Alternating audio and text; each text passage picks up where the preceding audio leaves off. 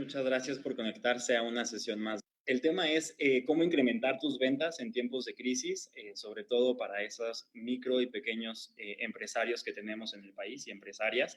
Y la sesión está a cargo del ingeniero Enrique Ocio.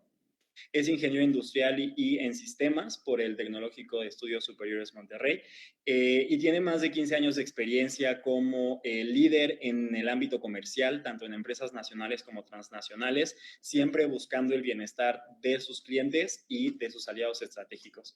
Muchas gracias, Enrique, por compartir con nosotros tus conocimientos. Al contrario, gracias, estimado Abraham.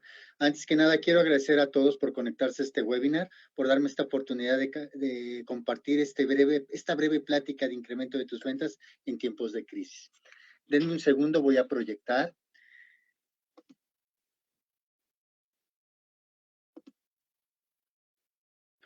Entonces, empecemos. El tema de hoy es incrementa tus ventas en tiempos de crisis. Voy a repasar un poco lo que es la tabla de contenidos. Vamos a ver prácticamente 5 temas. Una es la situación actual del mercado. La otra es cómo empiezo a detectar las oportunidades, pasos para detectar necesidades, metodologías de ventas y métricas de seguimiento. Primer paso. Todos hemos escuchado, hemos estado pendientes de lo que está pasando ahorita en México, en base a lo que hemos leído en los periódicos, en las noticias, etcétera. Lo que está pasando ahorita en la situación actual. ¿Qué tenemos ahorita? Una economía deprimida, dependencia del mercado de Estados Unidos. Desafortunadamente dependemos mucho de las exportaciones que nosotros hacemos para el país de Estados Unidos, que también está pasando por un momento crítico. Bajas las remesas. En el mes de marzo y en el mes de abril, si recuerdan ustedes, fueron picos históricos de las remesas. Obviamente, los conciudadanos que viven en Estados Unidos mandaron de más dinero a las familias mexicanas, viendo que esta pandemia iba a ser de 1 o 2 meses. Jamás pensaron que se fuera a prolongar más de 3 meses. Y en el mes de mayo ya bajaron lo que fueron las remesas, y en el mes de junio están esperando que sea históricamente en los últimos 10 años, cuanto menos remesas se van a esperar que entren al país. Poca inversión, fuga de capitales. Yo quiero hacer una aclaración aquí. Yo no estoy a favor ni en contra de ningún partido político, de ningún gobierno, en el pasado, en el actual. Simplemente analizo los datos y es mi punto de vista los que voy a estar dando en cuestiones económicas. Fuga de capitales, todos sabemos que ahorita en base a la que es la política gubernamental que está ahorita, ha propiciado que muchos inversionistas no quieran invertir en México por decisiones de que han cerrado ciertas plantas, inversiones, ¿cómo se llama? No dan una garantía para que puedan hacerse inversiones a largo plazo en México, y por eso se han ido a mercados emergentes. Baja carga tributaria. Quiero recordarles que gran parte de lo que este país sale adelante es por los recursos que el gobierno empieza a inyectar a la economía. Cuando hacen un presupuesto, el presupuesto está dirigido a que van a tener 1, 2 o hasta 3 puntos anuales de crecimiento. Eso para la carga tributaria es muchísimo dinero, son muchísimos millones de pesos cuando están previendo que va a haber un 2 o 3% de crecimiento. En este caso y en este año, están previendo los analistas que va a ser de un 7 a un 12% de decremento. ¿Qué quiere decir esto? Que van a dejar de entrar billones de pesos a las arcas de Hacienda. Entonces, eso pone un panorama un poquito más real de lo que está pasando. Dependencia de los ingresos del petróleo. Ustedes saben que los presupuestos que se hacen de la federación es poniendo un promedio más o menos de lo que van a estar recibiendo por barril. División social, desafortunadamente se está dividiendo más la sociedad, en el sentido de que los pobres empieza a ser un poquito mayor. Ese límite de los pobres se está engrandeciendo más por este tipo de crisis. El desempleo, desafortunadamente estaba leyendo hoy en la mañana que se está calculando que se van a perder en la formalidad de los empleos, puede llegar hasta perderse 2 millones de empleos simplemente formales en México. Aunado a todo lo que es la informalidad, es muchísimo. Y desafortunadamente esto lleva a que va a haber mucha oferta y poca demanda. ¿Qué quiere decir esto? Mucha gente que está quedando desempleada va a empezar a usar ese know-how que tenía y va a empezar a vender sus servicios. Imagínense la cantidad de oferta que va a haber, de la que ya había, y la poca demanda que va a haber. ¿Sale?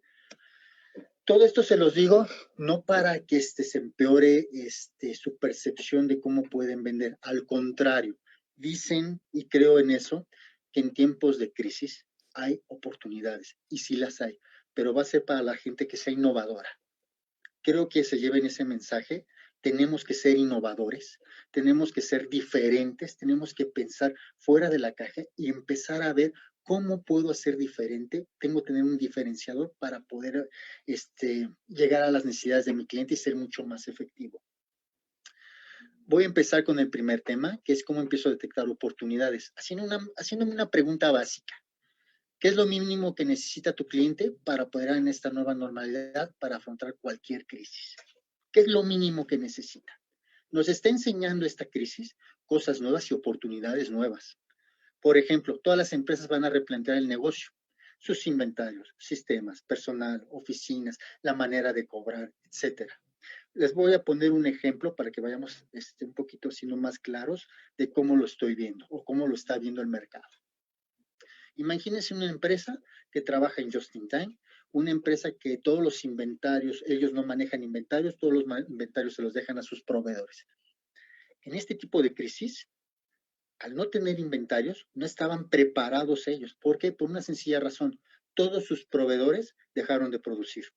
Muchos de los proveedores ya no pudieron comprar materias primas.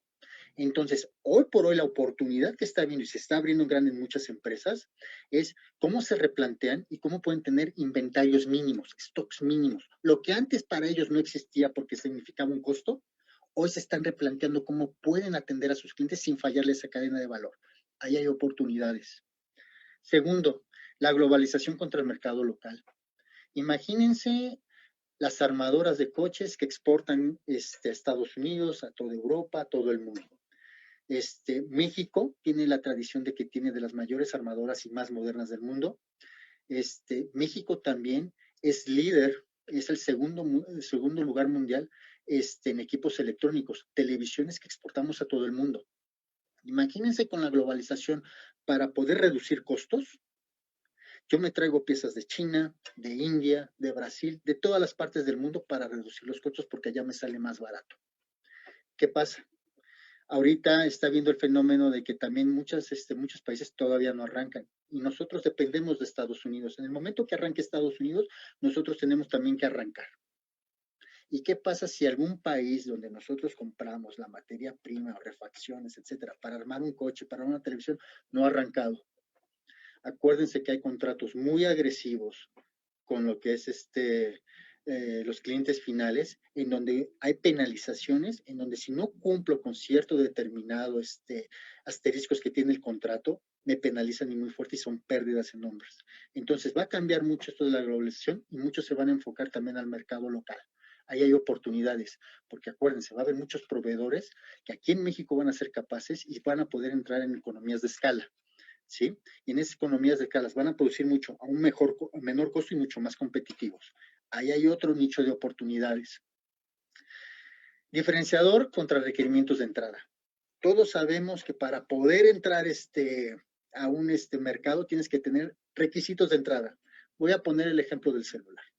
Hoy por hoy, Telcel, AT&T, etcétera, todas traen los mismos requerimientos de entrada, el mismo celular, los mismos colores, planes parecidos, etcétera. Pero ¿quién tiene un diferenciador para que la cliente les compre?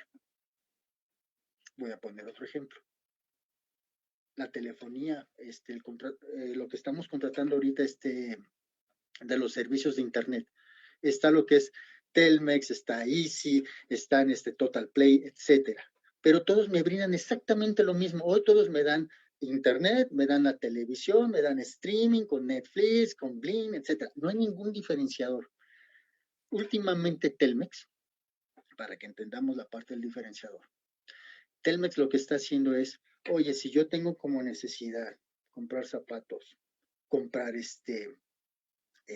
perfumes, un regalo, ropa, etcétera, y ahora también hacer el súper, ya Telmex me lo ofrece por medio de su página de Claro Shop.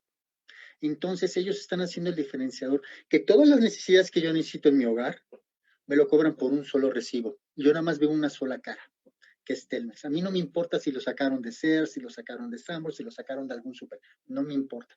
Yo nada más tengo una sola cara y una sola factura que es Telmex. Ahí hay un diferenciador. Esta palabra diferenciador lo vamos a estar escuchando muchísimo durante la plática, porque créanme, diferenciador con innovación van juntos. Si queremos ser diferentes, por ahí tenemos que movernos. Hay un concepto que me encantó. Lástima que no puedo abundar un poco más en él, pero búsquenlo. En serio, vale la pena que lo lean. Todas aquellas personas que quieran ser emprendedores y diferentes, léanlo, por favor. Es Océano Rojo y el contra Océano Azul. ¿Qué es esto de Océano Rojo? Para hablarlo en palabras más llanas, es todos los proveedores buscan a los mismos clientes, con la misma oferta de mercado, sin ningún diferenciado. De esos están llenos. Imagínense toda la prostitución, por no usar otra palabra, toda la prostitución que debe de haber entre precios, servicio, etcétera, por llegar al mismo cliente. El desgaste brutal que debe de haber. Y en un océano azul no es ese concepto. En un océano azul estamos hablando de la innovación, palabra clave. Es crear un espacio sin competencia y una demanda nueva. Acuérdense, tienes que crear, tienes que ser diferente. Y al ser diferente, todas las posibilidades del océano azul las vas a tener. Vas a tener a todos los clientes porque vas a ser el innovador y vas a entender las necesidades del mercado. Y ojo, acuérdense de algo. Antes uno se adaptaba al cambio. Hoy, tú tienes que ser el cambio. No te tienes que adaptar a ningún cambio. Tú tienes que ser el cambio para tus clientes. Es necesario conocer tu oferta y tu producto. Acuérdense de eso. Hay gente que no conoce su oferta y su producto. Y sobre todo una palabra clave que se deben de llevar de aquí, todo producto es mejorable. Los grandes fracasos de las empresas es cuando creen que su producto es innovador y es único. La competencia lo hace diferente o lo mejora y les quita ese mercado. Siempre llévense a la cabeza que el producto o servicio que ustedes están ofreciendo puede ser perfectible. Ese es algo que tienen que tener muy presente. Siempre se tienen que estar renovando. Segmento de clientes. Perdón. Debes de conocer el segmento al que vas a estar enfocado. Déjenme explico de otra manera. Todos como vendedores le queremos vender a todo el mundo. Error. Tienes que tener segmentos bien específicos al que vas a atacar. No puedes abarcar todo. Si quieres venderle a las transnacionales o a las grandes empresas, tienes que definir si va a ser de manufactura, si van a ser las químicas, si van a ser las de servicio. No puedes abarcar, porque al abarcar mucho no puedes medir y te pierdes. Entonces, mi mejor recomendación es, nosotros tenemos que segmentar a los clientes. Segundo, conocer a tu competencia. Discúlpenme, pero créanme que este es un error que cometen muchos empresas y vendedores. Desestiman a la competencia. Ustedes deben de estudiar a su competencia, deben de saber qué está haciendo, cuáles son sus casos de éxito, por qué venden, para que así ustedes tengan herramientas de poder innovar. Otra vez la palabra innovación. Debes de saber tus limitaciones. Esto es básico. Jamás limitas a un cliente. Tú tienes que saber hasta dónde puedes llegar. Si no tienes las respuestas o no puedes cumplir, es mejor decirle al cliente que no puedes lograrlo y buscar las alternativas con terceros para poderlo hacer, a que tú te comprometas a algo, porque al final está tu palabra de por medio. Y si tú les fallas una sola vez, no te vuelven a comprar nunca. Entonces, siempre ser honestos, decir la verdad. ¿Ok? Diferenciador. Les dije que esta palabra la vamos a escuchar mucho.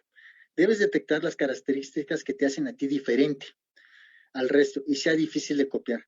Cuando ustedes piensen en un diferenciador que es diferente a la competencia, también piensen en que tiene que ser difícil para imitar para ellos. Es básico esto. En tiempos de crisis, las empresas compran estrictamente lo necesario. Es por eso que incumbe ayudarlas a reconocer sus necesidades ocultas. Es normal que todos cuando escuchamos la palabra crisis, lo primero que hacemos es reducir costos, estamos pensando en si van a recortar gente, si mi puesto está en peligro, etcétera. Y nos enfocamos en algo que no está agregando un valor. Por eso aquí lo puse con rojo. Son las necesidades ocultas que sabía el cliente que tenía, pero en épocas de crisis se olvidan de ellas. ¿Cómo lo podemos lograr? Primero estudiando a nuestros clientes. Discúlpenme por lo que voy a decir, pero el conocimiento cuesta. Todo conocimiento cuesta. Llévense esta premisa, conocimiento cuesta. Y si tú quieres ser diferente a los demás, debes de estudiar otra vez. Debes de conocer a tus clientes como son. ¿Sale? Al estudiar a tus clientes tienes que saber qué hicieron hoy, ayer, hace 3 días, hace 3 semanas, hace 1 año, hace 2, hace 5, hace 10 años. ¿Qué nos va a llevar a esto? A ver a los clientes cuándo tuvieron sus picos, cuándo tuvieron también sus descensos y cómo salieron de eso.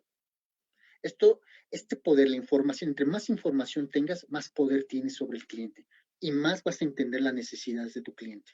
Entonces, por favor, vuelvan a estudiar, créanme, esto les va a ayudar muchísimo a entender a sus clientes. Tienen que conocer perfectamente bien a sus clientes.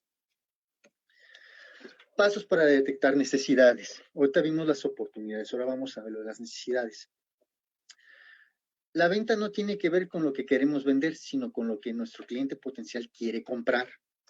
Debemos estar atentos a lo que dice y a lo que hace. ¿Qué es lo que generalmente hacemos? Tenemos un bien o servicio, tenemos una estrategia y nosotros queremos a fuerzas venderles al cliente. No es por ahí. Nosotros lo que tenemos que hacer es escuchar a nuestro cliente. Tenemos que entender su necesidad. Y de ahí partimos nosotros cómo lo podemos ayudar. Algo clave, y se los mencioné hace un rato, nuestros productos tienen que ser eficientes en la relación precio y calidad. Siempre puede mejorar la calidad de nuestro producto, siempre. Llévense esa tarea. Siempre puede mejorar nuestro producto, nuestro servicio. Siempre. Eso tenemos que verlo y tenemos que ir innovando. Eso nos va a dar el potencial para estar mucho tiempo con el cliente y estar solventando todas las necesidades que ellos tienen y dándoles soluciones integrales. Acuérdense, nunca, pero nunca la regla del que el precio manda es una verdad revelada. No es cierto. Cuando uno entiende bien la necesidad del cliente y eres diferente y le ofreces un servicio o le estás dando una solución integral, el cliente te va a comprar. No importa el precio. Obviamente tiene que ser, y lo puse ahí, tiene que ser la relación entre el precio y la calidad. ¿Ok? En tiempos de crisis, debemos concentrarnos en la experiencia de compra. La gente no compra solo productos, compra experiencias, emociones, sentimientos, sensaciones.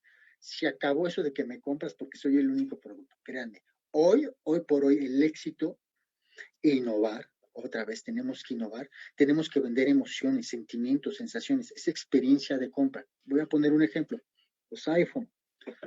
¿Qué pasa cuando tú empiezas a hacer, cuando Apple te empieza a hacer una campaña en donde te hace a ti VIP, te empieza a mandar mensajes, en donde te empieza a mandar seminarios reducidos de gente, ya empiezas a vivir una experiencia.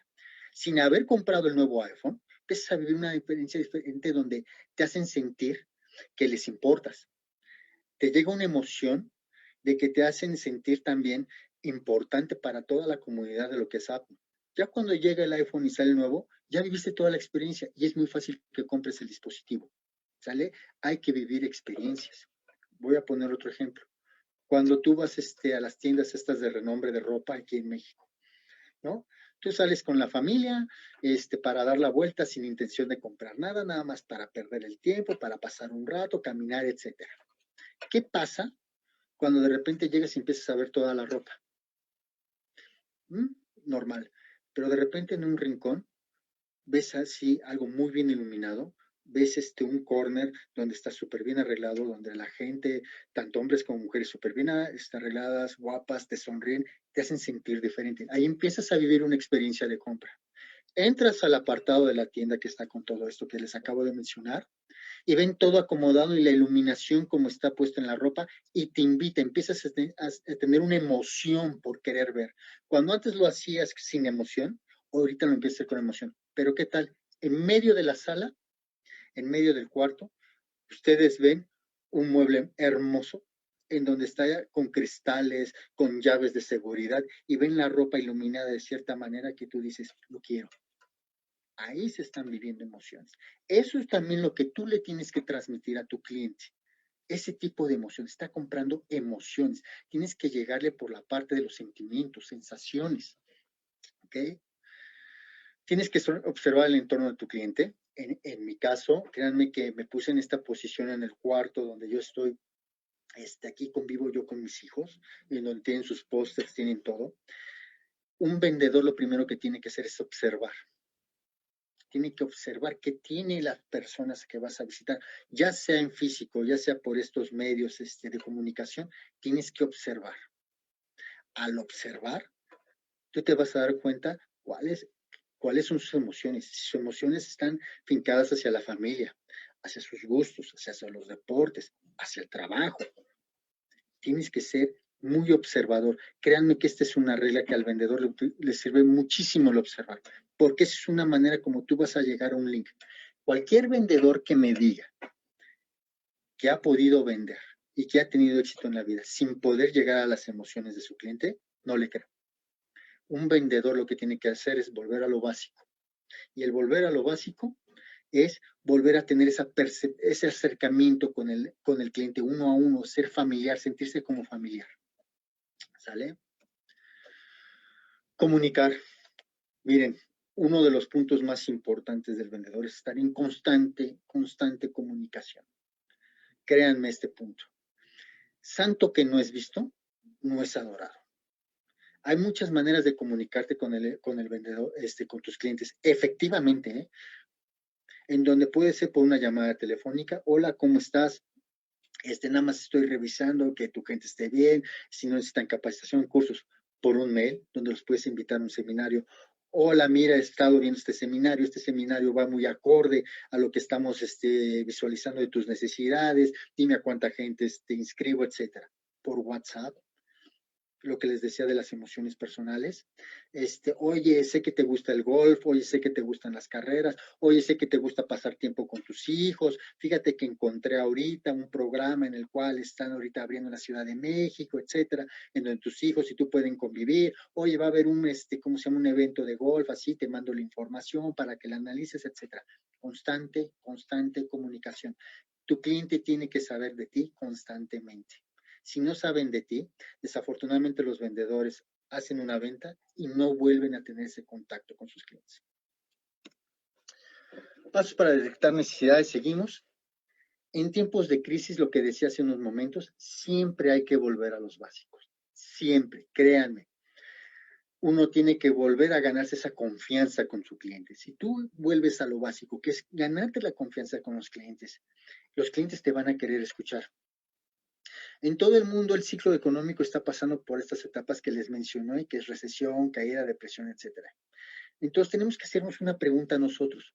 ¿Por qué en estas épocas ahorita de crisis, por qué los clientes deberían de comprarnos a nosotros?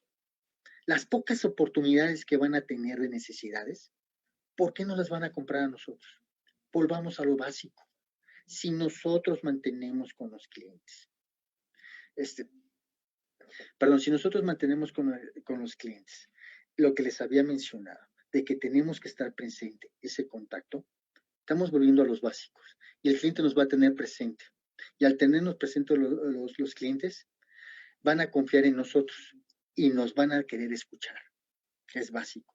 Un cliente, si no le caemos bien, por muy buena oferta, por muy buen servicio, etcétera, lo que tengamos, nunca nos van a comprar. Créanme. Tenemos que volver a los básicos, ese contacto humano con los clientes. Aquí lo que puse fue, debemos de generar confianza y generar un vínculo. Acuérdense, generar confianza y generar un vínculo. Y esto se logra con la experiencia de compra. Cuando uno también llega con el cliente y detecta ciertas oportunidades o necesidades, detectamos por lo general 4 o 5 y siempre nos queremos ir a la más grande. No, el consejo que yo les doy es, vayamos con la oportunidad que no sea tan importante, que tenga el cliente la experiencia de compra. ¿Por qué? Porque va a ser un proyecto, va a ser una necesidad que vamos a entrar rápido, no vamos a perder mucho tiempo para poder entrar a las más grandes. En este tipo de proyectos, como son chicos, vamos a poder cumplir perfectamente bien con todo lo que prometemos. Obviamente vamos a cumplir en tiempos, que es súper importante cumplir en los tiempos. Vamos a cumplir en lo que prometimos. Vamos a cumplir en los alcances, en los ahorros, etcétera. ¿Sale? Por eso tenemos que tener experiencia de compra. Si tenemos esa experiencia de compra, en automático el cliente sabe que somos confiables. Y cuando vengan proyectos más grandes, nos los van a dar a nosotros porque ya creamos esa experiencia de compra. Volver a los básicos. Y aquí va una frase que me encantó. El mejor producto del mundo entregado fuera de tiempo no sirve. Es una porquería. Créanme, hay que cumplir con lo que decimos siempre. Tenemos que entregar cuando nosotros nos comprometemos a entregar. Por eso les digo que empecemos con las necesidades y proyectos medianos, chicos, para poder crear esa confianza con el cliente. Para poder detectar necesidades tenemos que tener clientes. Entonces, ¿qué es lo que debemos de hacer nosotros en este punto? Hay muchas maneras de buscar clientes. Uno que yo les recomiendo, independientemente de buscarlos por la internet, por buscarlos en sitios especializados, como LinkedIn, revistas, dependiendo de donde nosotros hayamos definido el segmento de mercado que vamos a estar enfocados, hay uno que es buenísimo. Vean a su competencia y a los clientes que tienen. Perdón, importantísimo. ¿Por qué los clientes le compran a su competencia? Esos clientes, como lo dije anteriormente, estúdienlos.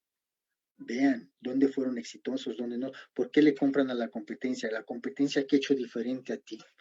Cuando tú eres humilde y empiezas a entender que también la competencia hace cosas innovadoras, vas a poder entrar a ese mercado que no tienes el día de hoy, que lo tienen otros. Es vital el poder entrar con los clientes de tu competencia. ¿Por qué? Porque en el momento que tu competencia te vea a ti entrando con sus clientes, van a pasar dos situaciones. La primera, van a tratar de blindarlos. Y la segunda, no te van a atacar a tus clientes. Entonces, también vean dentro de los nuevos clientes cómo pueden hacerse de clientes que tiene la competencia. Es un reto. Ahora vamos a hablar un poquito de las metodologías. Las metodologías las voy a mencionar las más importantes, desde mi punto de vista, recalco. Me pasaba un fenómeno muy singular cuando estábamos en seminarios y queríamos hacer la estrategia y todo esto de ventas, cuando estaba yo en empresas transnacionales. Y había una confusión entre la gente siempre, en donde pensaban que la metodología de ventas era el proceso de ventas. Entonces, como nos íbamos con ese error o nos íbamos con la finta, por ponerle así, de que era lo mismo el proceso de ventas con la metodología, quiero dividirles unas de otras para que entendamos bien qué es un proceso de ventas y qué es una metodología de ventas. El proceso de ventas es el conjunto de pasos repetibles específicos para convertir a prospectos en clientes. Es un manual detallado. ¿Qué quiere decir en pocas palabras? Que es prácticamente un proceso de la A a la Z de cómo se hace la venta. ¿Sale? Que es la metodología de ventas. Es la manera como vendes. Tomas tus objetivos, tienes que tener un objetivo y lo transformas en pasos viables. Para eso te ayudan las metodologías. Para el objetivo que tú tienes, la metodología te va a llegar a él, al objetivo. Acuérdense que hay variables que nosotros podemos controlar y hay variables que nosotros no podemos controlar. La metodología también nos va a ayudar para hacer esas variables que no podemos controlar, que son la mayoría del cliente. Pero déjenme aquí, me puse una encuesta, déjenme quito. Nosotros podamos controlar esas variables por medio de la metodología, hacerlas variables viables, ¿ok? Me han preguntado que si debemos de tener ambos, tanto metodología como el proceso de ventas. Desde mi punto de vista, sí. Eso enriquece las dos, porque cuando te vas por un solo camino, por lo general, te hace falta el complemento del otro. Entonces, yo sí se los recomiendo que tengan los dos.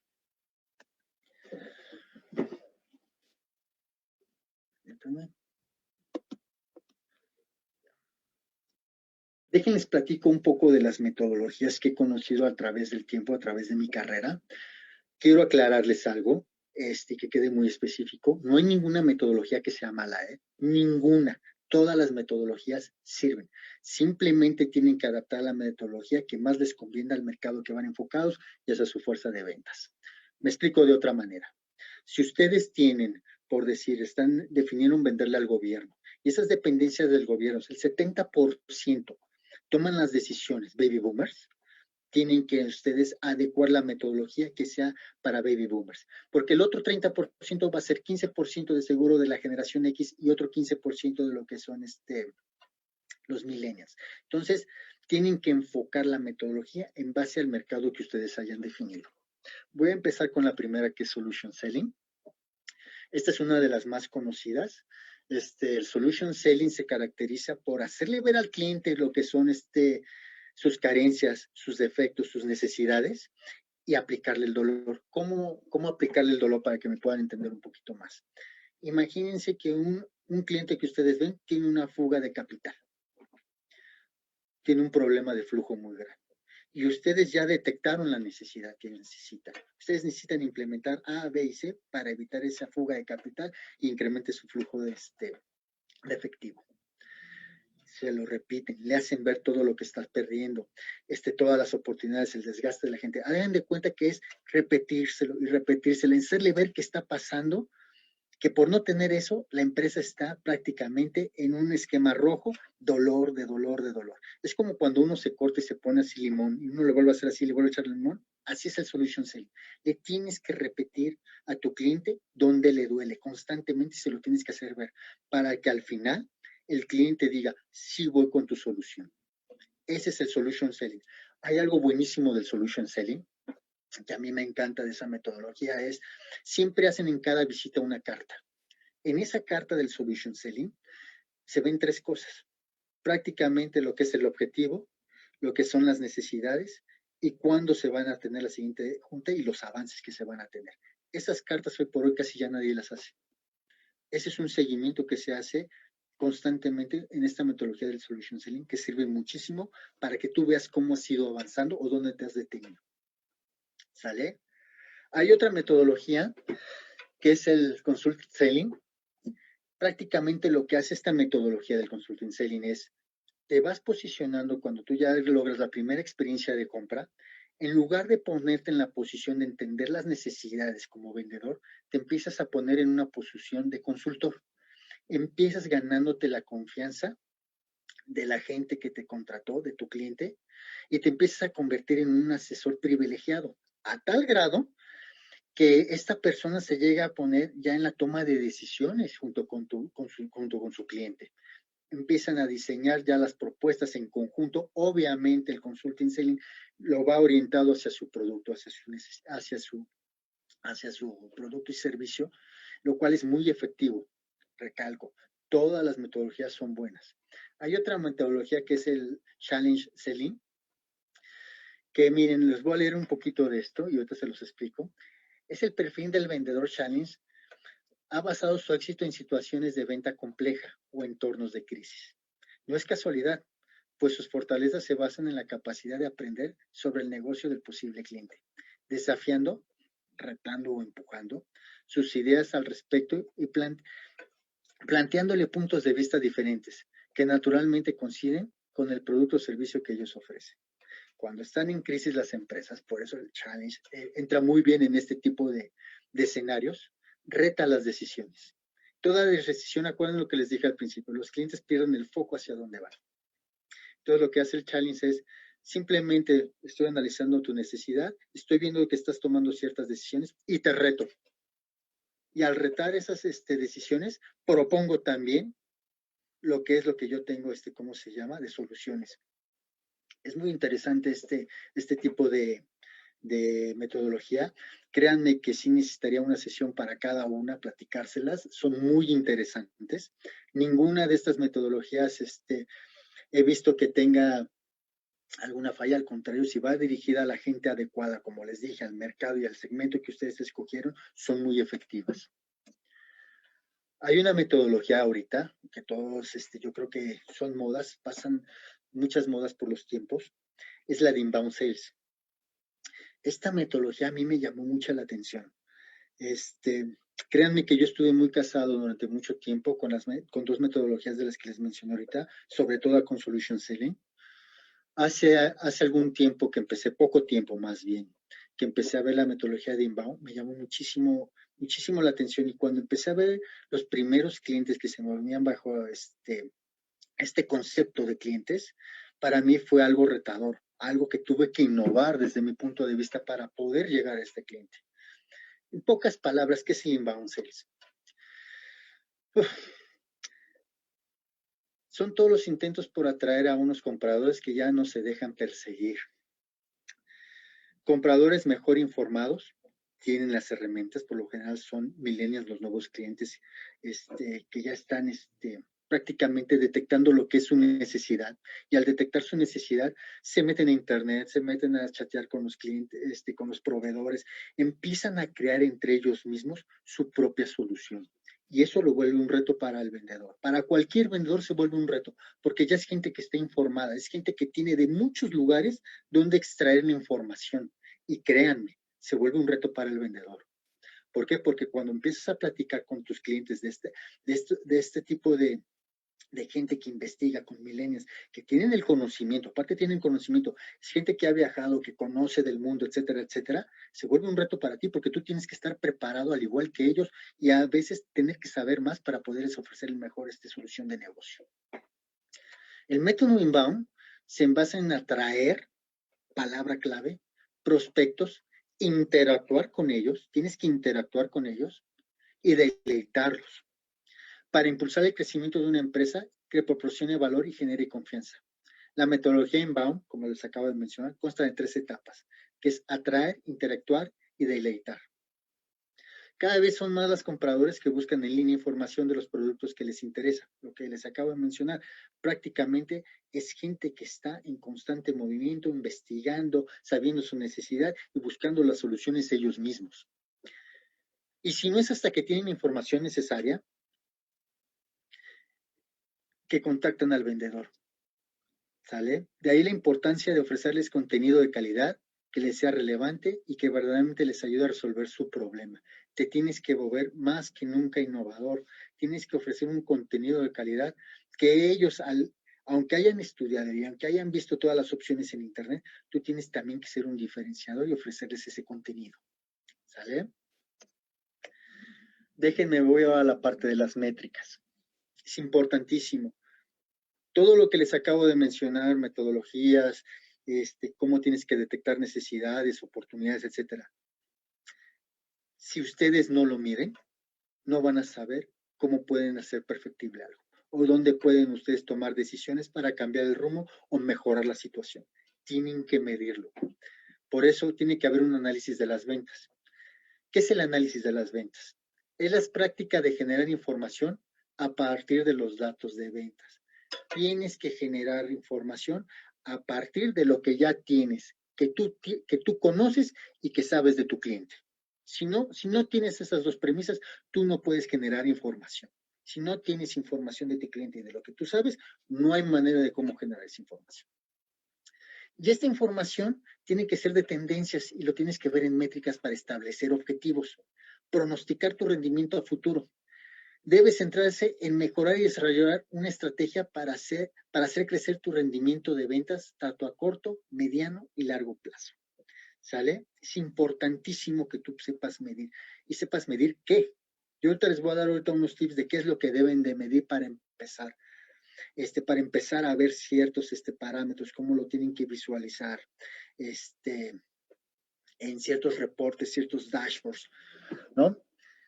¿Qué se necesita para poder explotar este tipo de información o generar este tipo de información para que tú tomes las mejores decisiones? Necesitas hacer reportes, necesitas hacer un dashboard de análisis de ventas por medio de una herramienta para el manejo de relación con el cliente, el CRM, que en español se lo acabo de mencionar, es el manejo de relación de clientes o Customer Relation Management. ¿Sale? ¿Por qué un CRM? Porque CRM te va a facilitar la actividad, la agilidad de los procesos de venta, donde el cliente será tu aliado. Debes de conocerlo mejor. Entre mejores información tengas del cliente, vas a poder tomar mejores decisiones para el mercado. Así de sencillo. Y te vas a poder medir. Si tú no te mides, no vas a saber dónde estás. Yo he conocido muchos vendedores que siempre me han dicho, oye, es que yo no necesito medir nada, yo soy muy bueno, etcétera, etcétera. Pero créanme, cuando empiezan a medir las cosas, se dan cuenta ellos de que realmente necesitan medirse, porque al no medirse no saben dónde están parados.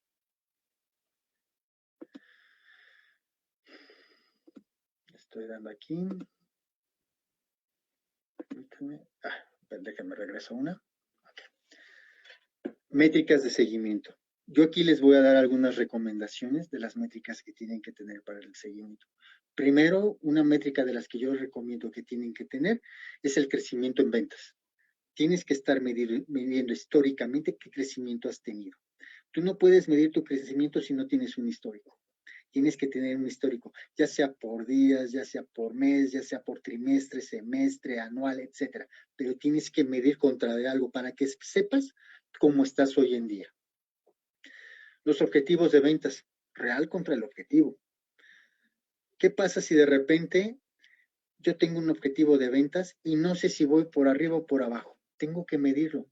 Si voy por arriba del objetivo, me va a llevar a tomar decisiones arriesgadas a lo mejor, pero que en ese momento se puede prestar para tomar ciertos riesgos.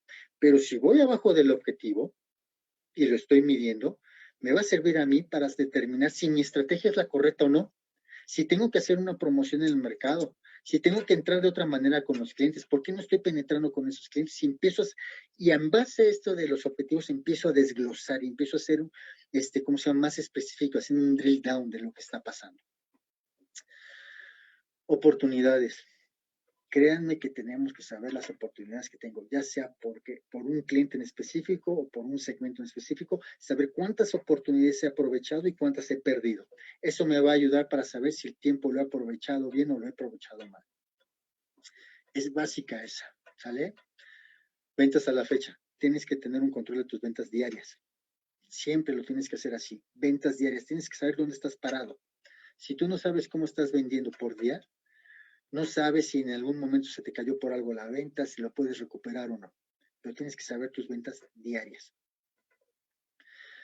Tasa de canibalización. Mucha gente piensa que esta tasa de canibalización, está muy enfocada a lo que te quitan los clientes del mercado. No, es lo que te quitas tú mismo en el mercado. Se los explico de otra manera.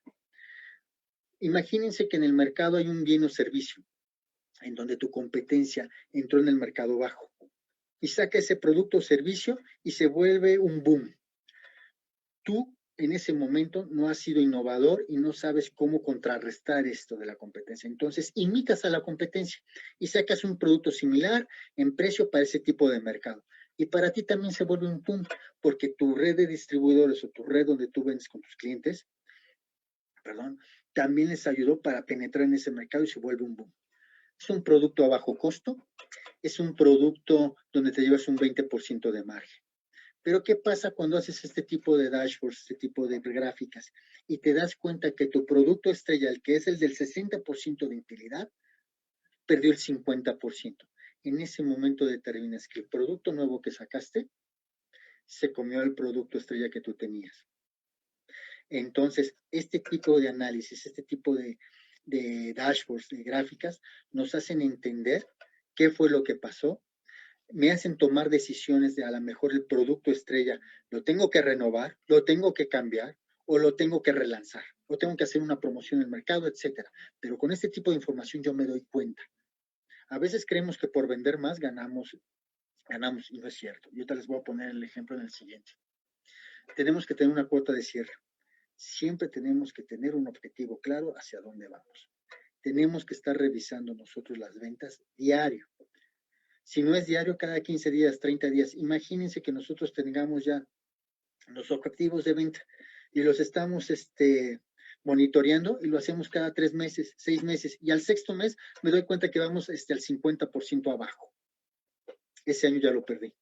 En 6 meses no voy a recuperar ese 50% perdido, más aparte de lo que falta del otro semestre. Por eso tenemos que estar nosotros visualizando este tipo de gráficas constantemente, semanal, quincenal, mensualmente. Y las ventas diarias. Ventas por representante. Existe el mito de que nosotros creemos que las ventas por representante, el que más vende es el mejor vendedor. Mentira. Es un gran mito. Les voy a poner un ejemplo para que me entiendan de otra manera.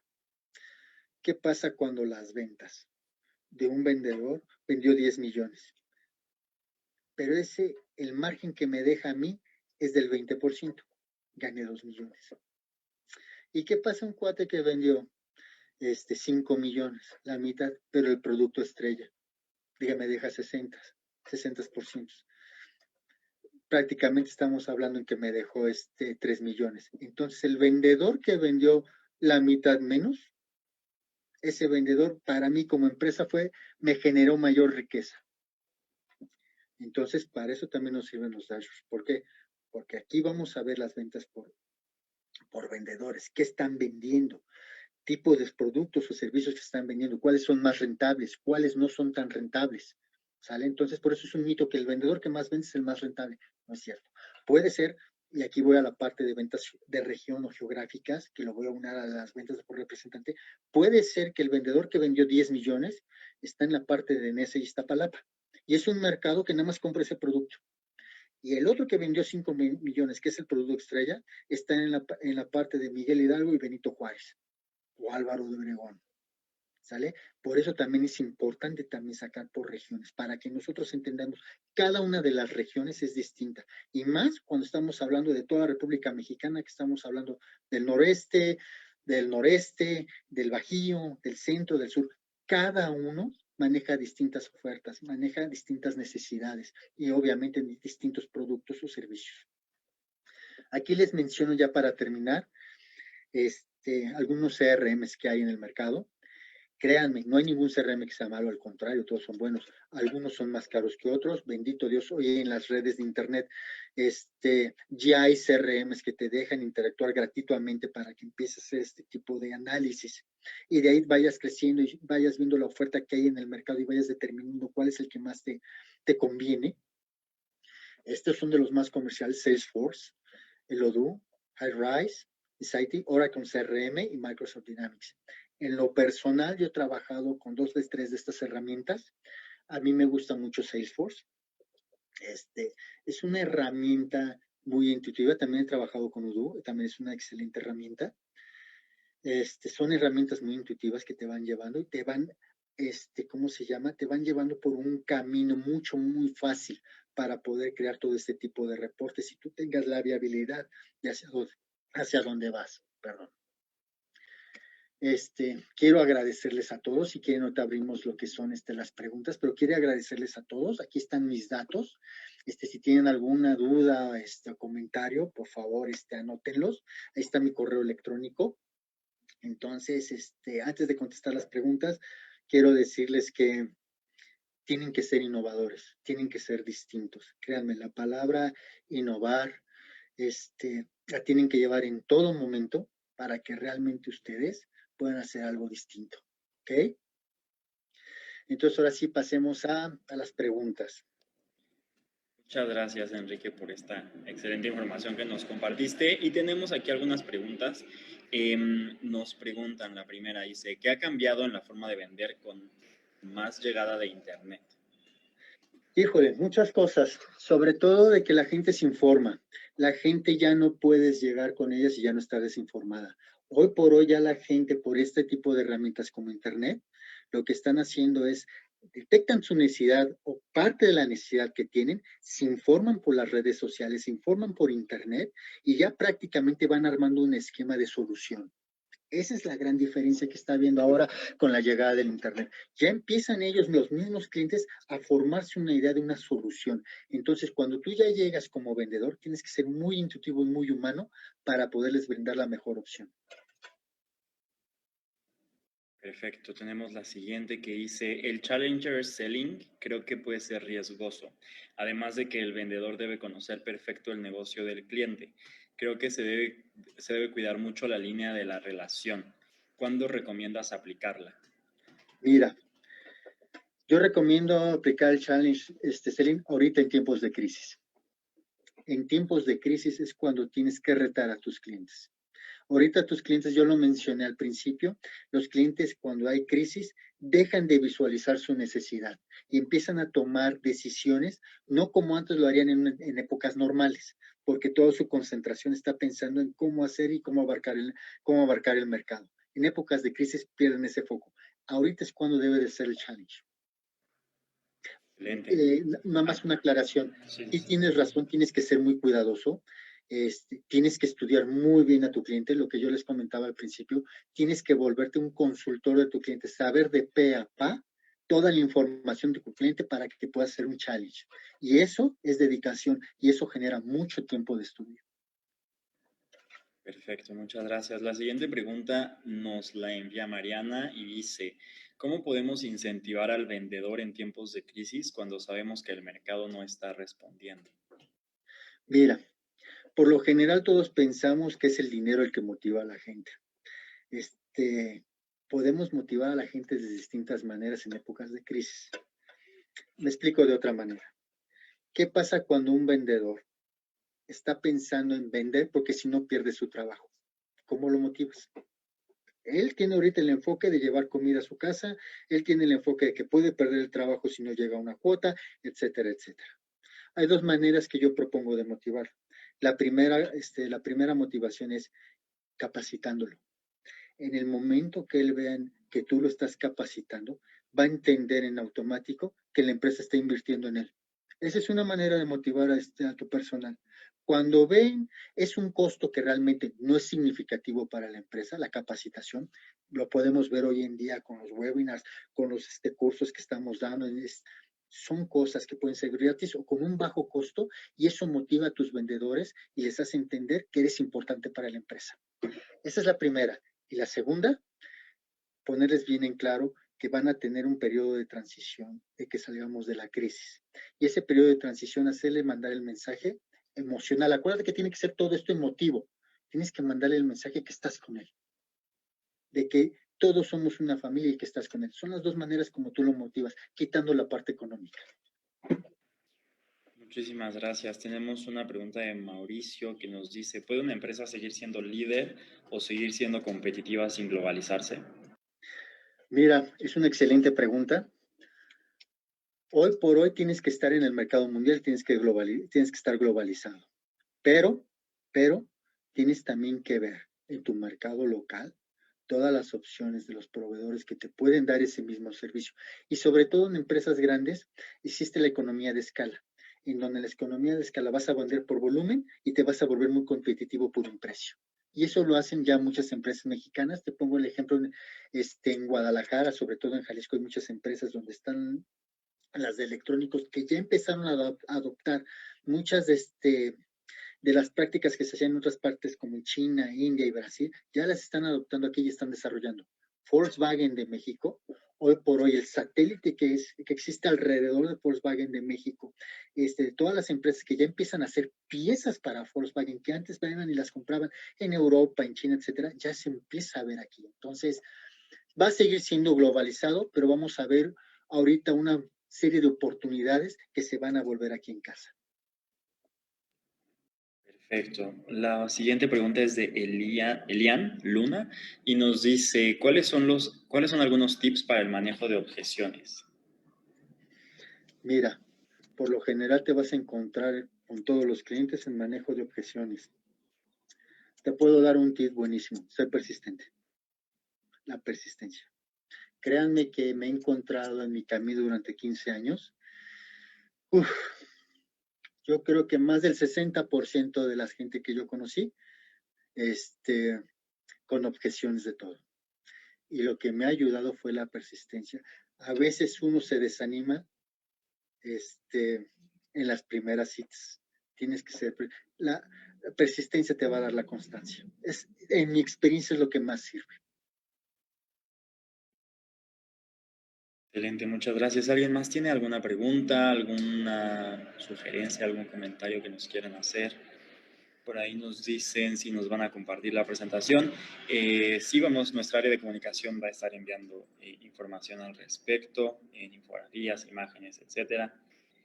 Verónica nos dice, es un tema muy bueno, gracias, pero creo que necesitamos más. Sí, yo sé, una hora no es suficiente para compartir todo el material que puede servirles a todos ustedes, pero vamos a seguir agendando sesiones para que Enrique pueda darnos más información y compartir su experiencia con nosotros también. Y lo que les mencionaba, ¿no? O sea, realmente tocar simplemente cada una de las metodologías tendría que llevarnos por lo menos una hora de plática de cada metodología, ¿no? Son temas muy enriquecedores, son temas que dan mucho valor. Así es, por aquí nos dicen, felicidades, excelente presentación. ¿Les gustaría saber para la próxima más sobre temas de métricas y cómo manejarlas? ¿ok? Hay una presentación de lo que son las métricas, en donde ya les puedo estar yo mostrando exactamente cómo se miden y cómo puedes tomar las mejores decisiones en base a ese tipo de métricas. Perfecto, muchísimas gracias. Pues ya no tenemos alguna otra. Bueno, déjame cerrar con algo que dijo Roberto de las metodologías. Créanme que todas las metodologías son buenas. De todas aprendes. Y yo creo que hoy en los tiempos modernos, que va muy apegado con la gente que ahorita está haciendo millennial, es la inbound. Y la que nunca va a pasar de moda desde mi punto de vista, solution selling. Son las dos que yo creo que sí se les debería dedicar un poquito más de tiempo. Perfecto, pues para las siguientes sesiones los anotamos. Y te volvemos a invitar, Enrique. Muchísimas gracias por compartir con nosotros tu experiencia y muchas gracias a todos por conectarse. Gracias, nos vemos.